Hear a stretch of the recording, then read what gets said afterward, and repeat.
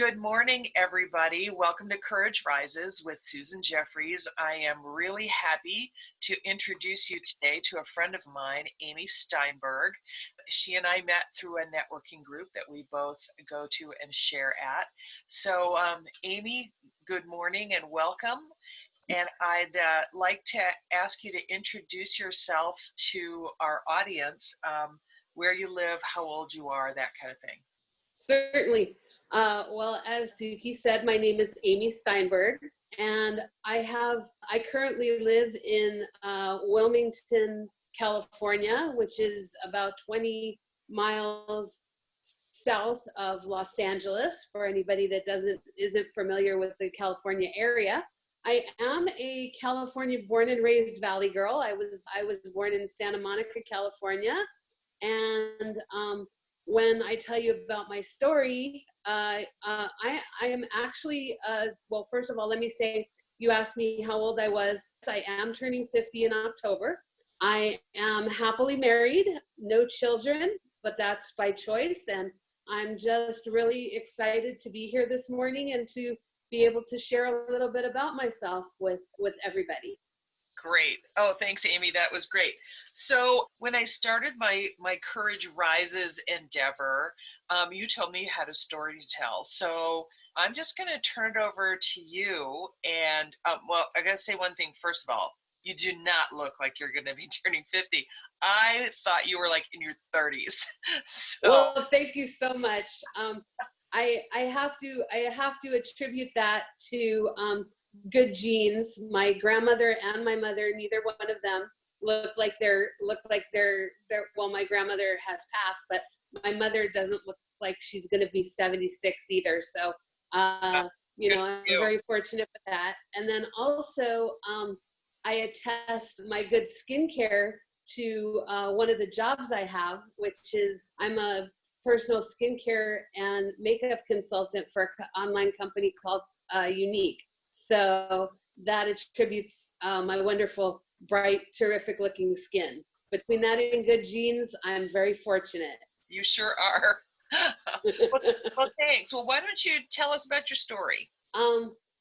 Unfortunately, my story starts out, I have to take you back. Gosh, I can't believe it. It's been 19 years already since my story happened. But when I married my ex-husband, he moved us to a polygamist cult in Utah. I had no idea when I married him that was what was going to transpire. We met in college. We were both studying to be teachers. I thought, hey, we have a lot in common, and that was going to be life.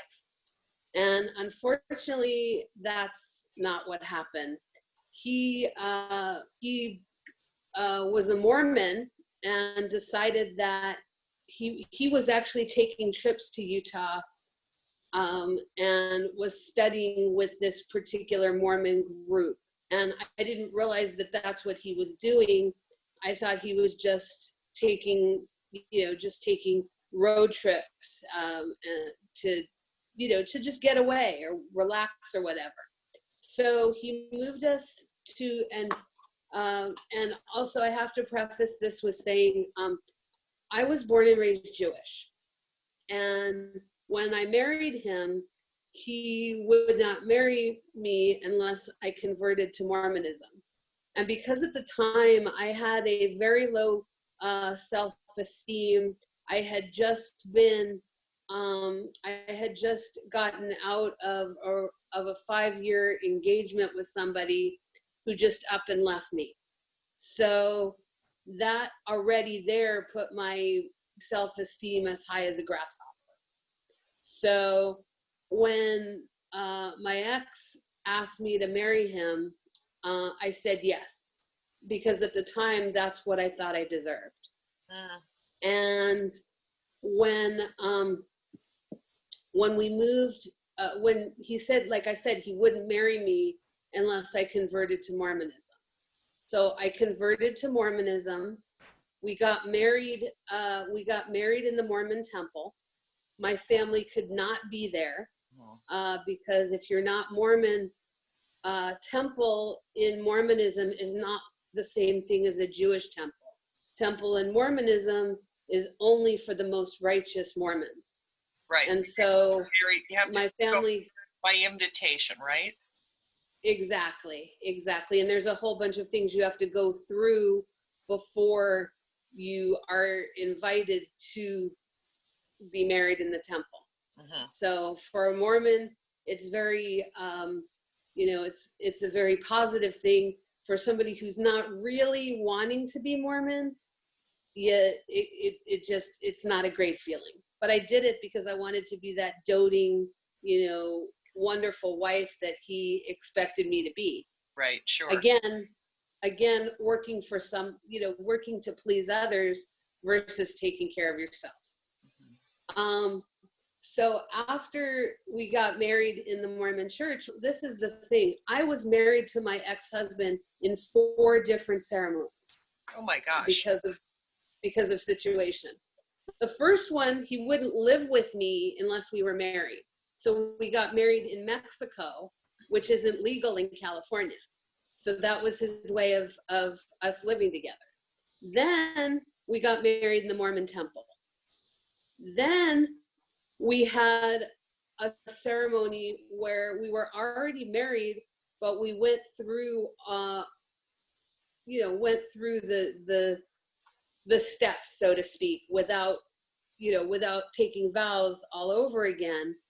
We got married in a ceremony that my parents could be at, which was a Jewish ceremony. And then once we moved to the cult in Utah, we got married in what they felt was appropriate to be married. Mm-hmm. So there's your 4. Wow, there's your a lot. 4. Yeah. So, as I said, when he moved us to Utah, there was a lot of stuff that went on in this cult, and in the very almost from the very beginning, I was unhappy. But in this cult, they make you stay because they want to control you, as any cult does. And they keep you poor. They have you live where they want you to live. And the way that it worked, and the belief in this particular cult, was if somebody was of childbearing age, then the wife stayed home and was a mother and, took care of the home, and the husband went out to make money for a job, which was never enough, of course, because you were paying all your money to the church for different things. But in my case, I was not able to bear children because I was so heavy. When I left the cult, I was over 450 pounds. I don't know how much, because I was so big I wouldn't get on a scale. But this is my birthday. So this is October, approximately 19 years ago, in 2001. Yeah. I don't know if you can definitely see the difference. Mm-hmm. Totally hidden in a long sleeve shirt and long pants, bangs on my head, dark hair, glasses. Stay away from me. Okay. Yeah. We see that. Yep. Yeah. Physical walls, mental walls. It was all there. Uh-huh. And so yeah, and that was how I lived for 2.5 years. And I was very afraid to leave because they were always telling you, the higher ups were always saying, if you leave, we have the ability to kill your family. We have the ability to come and find you and kill you. You can't live a life. Plus, those are horrible threats. And I was in hiding. And fortunately, what saved my life was did a documentary about polygamy. And they featured the cult that I was in. Now, what happened with that was they did 2 versions of that documentary. It was done by A&E. And one version of the documentary had all the details that had gone on. It was not edited out. nothing was, pre-screened or anything, and it went out on A&E all over the country. The one that was shown that the people in Utah and the people in the cult might see had, edits according to the way that the cult wanted it to be edited. Wow. So a different version. So my mother, who happened to see that particular documentary, when I was talking to her on the phone one day, she asked me, she says, is this where where you're from or where you're living? And I said, well, I know who they are, but they're just in the same town. I was afraid to tell her the truth because I was also under the impression that our phones were bugged. Sure. Because they had a tendency to do that as well. So there was a group that was also featured in that documentary that's called Tapestry Against Polygamy. And they are women that either have ex-husbands that are part of the cult and they wanted to get out and not join them, or they were in a cult of some sort, were able to get out and are now helping people get out. And I was fortunate because I could not bear a child. I didn't have to worry about, oh my gosh, I have children, or I'm pregnant, or any of this stuff. So with their help and the fact that I was given permission, that's the other thing. For a woman to do anything, she had to be given permission by her husband. So what saved me and what helped me to get out was that because I couldn't bear any children, I was the one to go out and work and earn the money for the family, so my ex-husband could stay home and work for the church. That was that rule. So in working, even though I was a trained sign language interpreter, fully schooled, I was not doing that. I was working as a cashier in Walmart. So that also saved me too, because being at Walmart, you sometimes have to work on Sundays. So I wasn't going to the church services because I had to work.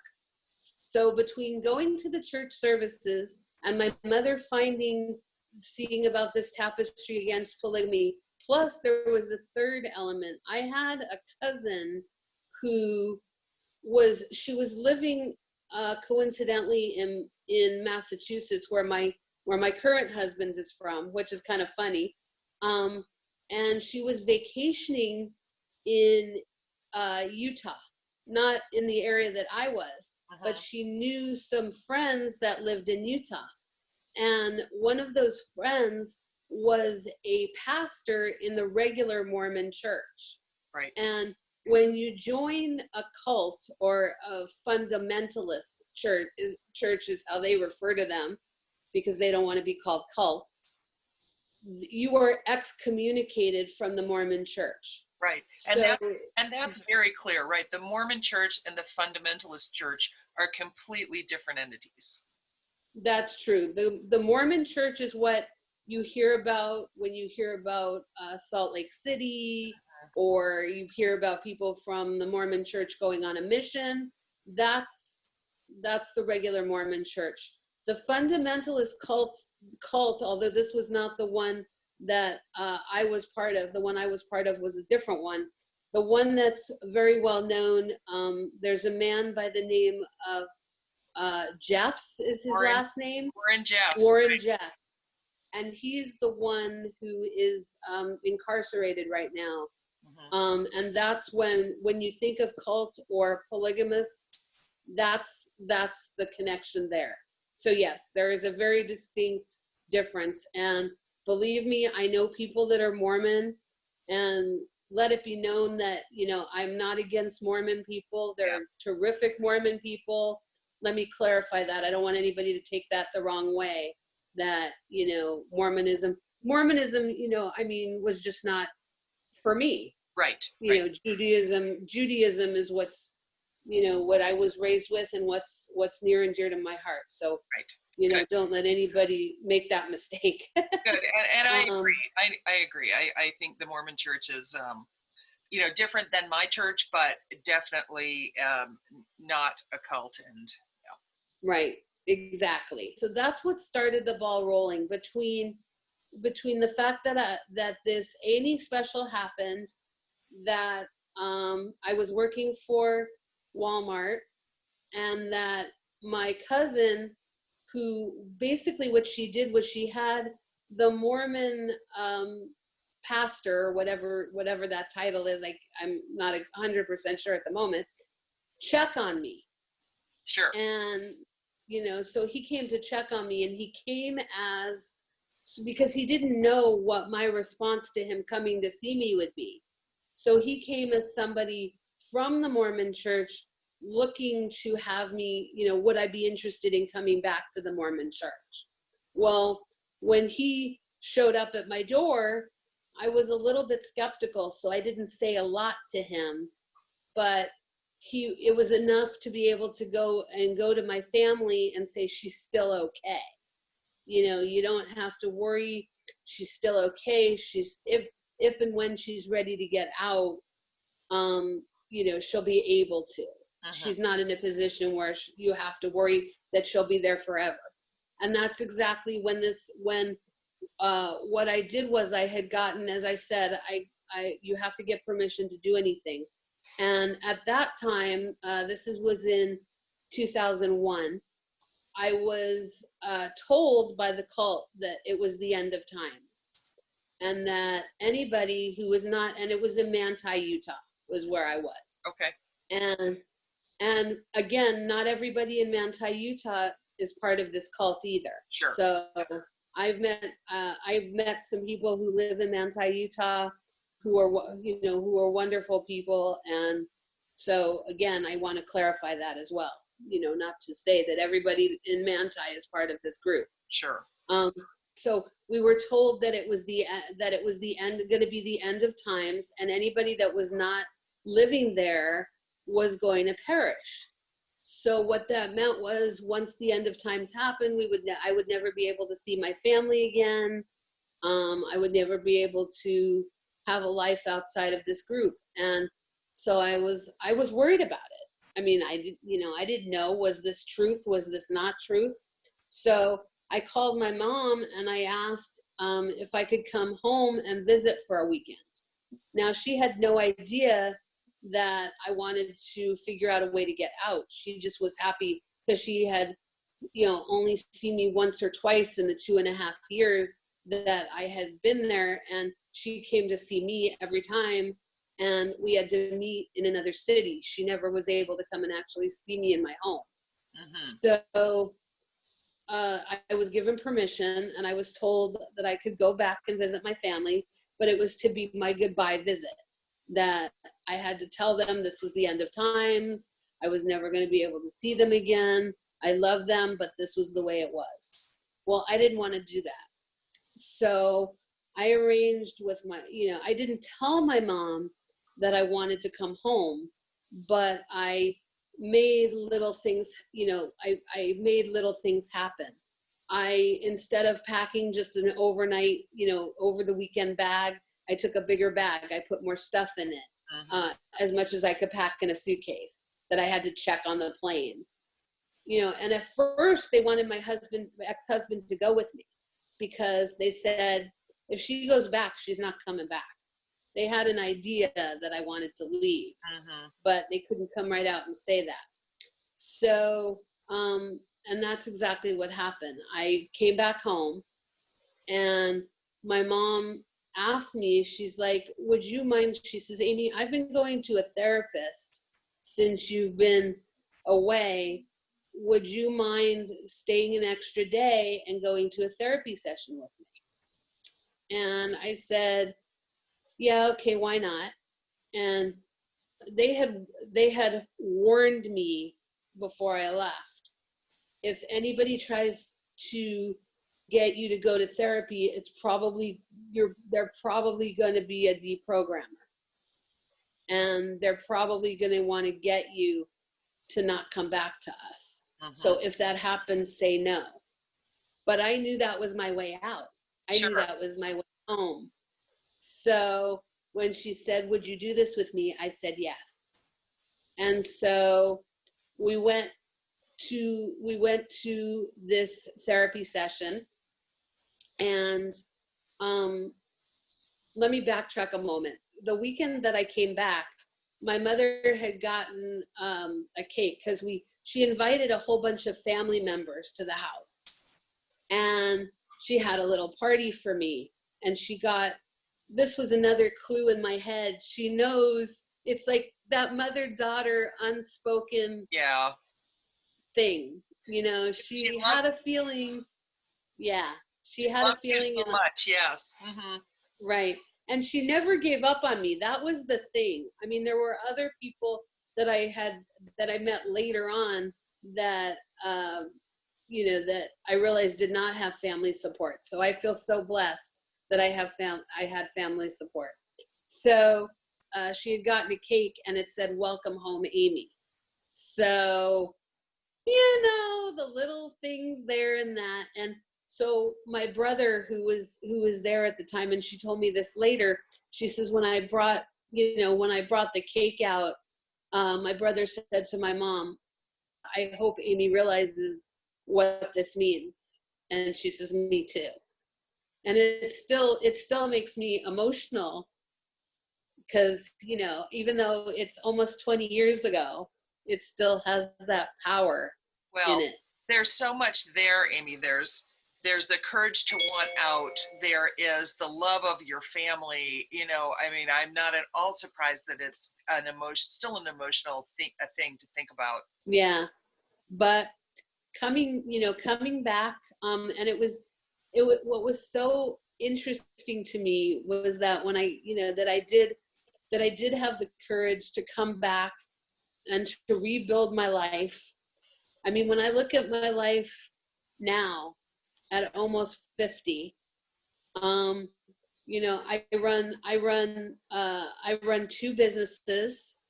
I have one business. I have a caregiving agency for seniors here in my area, and I love what I do.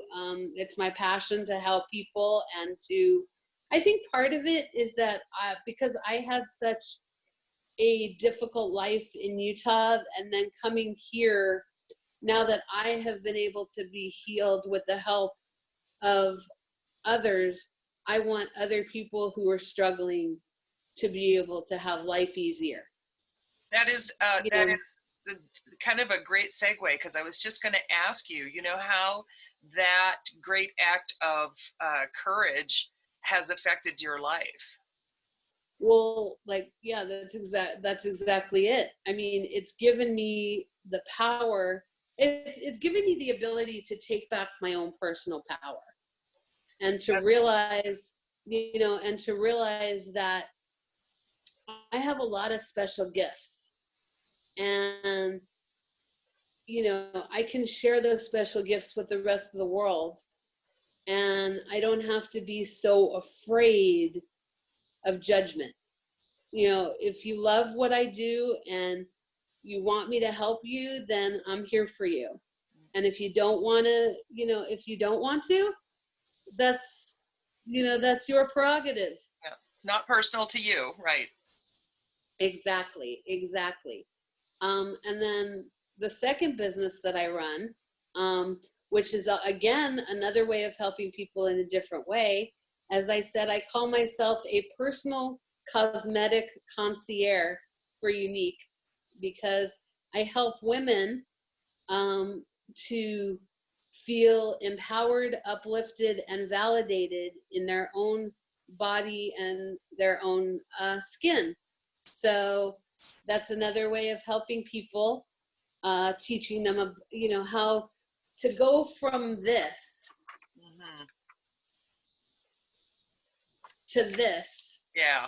How could I not share what has been part of my journey to get there with other women? Life changing. Yeah. Because it's difficult to carry around that much weight. You know, you've got physical issues, you've got people's reactions, you know, to there's still a lot of fat shaming in this country and around the world. And so, you know, dealing with that all the time, carrying extra weight on your bones. I mean, I know I just lost 40 pounds and I walk easier, I climb the stairs easier. You know, it's been freeing for me.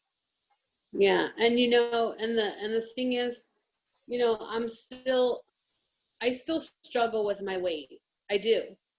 But the fact that I now have, you know, I now have a tribe of women through, you know, through Unique, as well as the group that we met in. You know, I still have, you know, I have a wonderful tribe, different tribes of women where I get, you know, I get that support. And That even though, unconditional support. Yeah. you know, and even though I'm, you know, I mean, yeah, things like weight are, you know, you know, a constant struggle, but it's, heck, if, you know, I look at it this way. If I lived through my experience in Utah, I can live through anything. Mm-hmm. So, you know, so yeah. And now I don't need that weight. I don't need that physical stay away from me. And this is also another reason why I love helping people, because it gives me the chance to put myself out there, to be more welcoming. Mm-hmm. So that's another bit of growth. Yep. And you know, and the funny thing is, just kind of as a side note, after I left, the woman who did the A&E special that helped me get out, she was still living in Utah. She has since moved, but she was still living in Utah. And she says, I don't know what it was about you, Amy, but when you left, it was like a mass exodus. A whole bunch of other people left. And a lot of those people that left after I did, thank you to Facebook, I still keep in contact with. Wow. And I don't know why. She says, Amy, you were a natural born leader for without even knowing it. It's Right. like when people saw that you had the courage to leave, it gave them the courage to leave. Oh So something, you know, so hearing that, there's something, you know, in me where that leadership gene or ability or whatever is in there. yes. Encourage. So, Yeah. Encourage. I mean, you gave me goosebumps. I mean, that's a phenomenal impact, is to know not only are you helping people with what you're doing now, almost 20 years later, but that you helped a whole lot of other women get out of a bad situation. And that must have made you feel wonderful. oh yeah, it was amazing. And, you know, and I'm still able in other ways to help people through Unique also, because they have a foundation. And this is another thing that made me choose Unique over other, you know, over other companies, is that they have their own foundation, and they provide free counseling to women recovering from sexual abuse. Oh, fantastic. So yeah, so that's another element of Unique that is near and dear to me because of what I went through. You know, so not only am I helping myself, helping my clients, but I'm also helping women, you know, and I love the message of empower, uplift, and validate. And they say women, I say people, but all over the country. I think it's such a beautiful mission. Yeah, So beautiful mission, and congratulations for being part of it. And I'm really proud of you. And I know sometimes people say that in a kind of a condescending way, but I mean it in like, I'm proud to know you.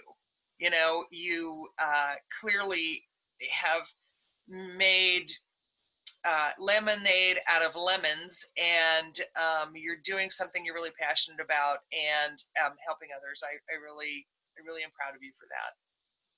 Yeah, well, I really thank you for the opportunity to do this with you, because to even talk to somebody when I was in that state, I was so afraid of opening my mouth.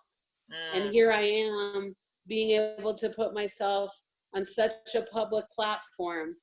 So, thank you so much for giving me this opportunity. I really feel honored to be able to be part of this. That is so nice of you to say. And I'm really glad to have you. So I appreciate it, everybody. This has been Susan Jeffries with Courage Rises and Amy Steinberg. Thank you, Amy, for your time, and I can't wait to get this edited and out the door. This is Susan Jeffries of Courage Rises. Thanks for joining us for episode 5 of Courage Rises, where I'm talking to Amy Steinberg. If you have thoughts or experiences to share around the subject of courage or bravery, or you have a practice of your own on these topics, please email me at susan@couragerises.com. I'd love to hear from you. Stay tuned for episode 6, which will be released on Friday, August 21st.